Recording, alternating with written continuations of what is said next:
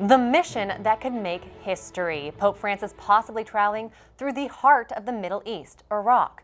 Experts are warning the persecution of Christians there could lead to the faith's extinction. The national correspondent for the Tablet and Crux, Christopher White, joins us now for more on this high-stakes papal journey. Christopher, thank you for joining us. Good to be with you. We're hearing a lot of buzz right now about a possible trip to Iraq. What's driving this? Well, when the Pope decides where he wants to go, he's very strategic about it. And what motivates this Pope is he likes to go to the peripheries, places that some of us think are out of reach. And particularly when it comes to Iraq, when he was traveling to Panama in January, my Crux colleague, Inez San Martin, said, I just spoke to a bishop in Iraq and he wants you to come there. And he said, I want to go. So I think this is very personal for the Pope, and that's what's motivating him. Well, some observers believe that this could be the most important trip of the Francis papacy. Why? Well, I think when you think about places in the world the Pope has been, you can check off a lot of boxes, but no Pope has ever been to Iraq. And so considering Iraq's sort of great ties to the Christian faith, it really is the cradle of Christianity. To have the Pope go there and sort of lift that up and remind Christians of that history would be a huge gesture.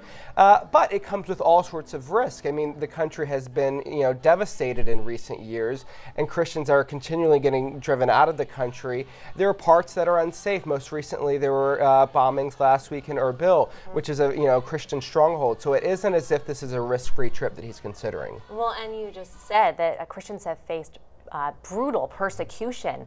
What challenges would he face if he goes there, and what would the mission be? Well, I think in terms of the mission, it would be twofold. One, to encourage the Christian community that's on the ground there and say, your numbers have dropped dramatically. By some counts, there are fewer than 100,000 Christians left there, which is just staggering.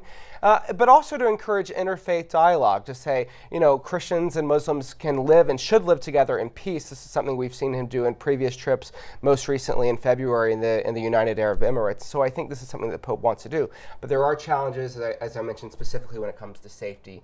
And even the country's own bishops, some of them are raising concerns. Well, all of this sounds terrific as well as historic, but what is the likelihood of this happening? Well, the Pope makes up his mind on something. He's pretty determined. I mean, two particular trips come to mind. His very first papal trip when he became Pope was down to Lampedusa, a tiny island off the coast of Italy.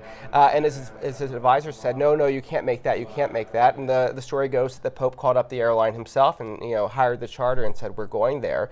And again, in 2015, when he wanted to go to the Central African Republic, he was cautioned, no, even by the United Nations. And he persisted and he went, and he even told his pilot, he said, if it's too dangerous to land, just strap a parachute on me, I'm going anyway. So I think, if the Pope is determined, he'll find a way to get there. Well, we'll patiently await the announcement on which way this goes. Absolutely. National correspondent for the Tablet and Crux, Christopher White, thank you so much for joining us. Thanks, Tamara.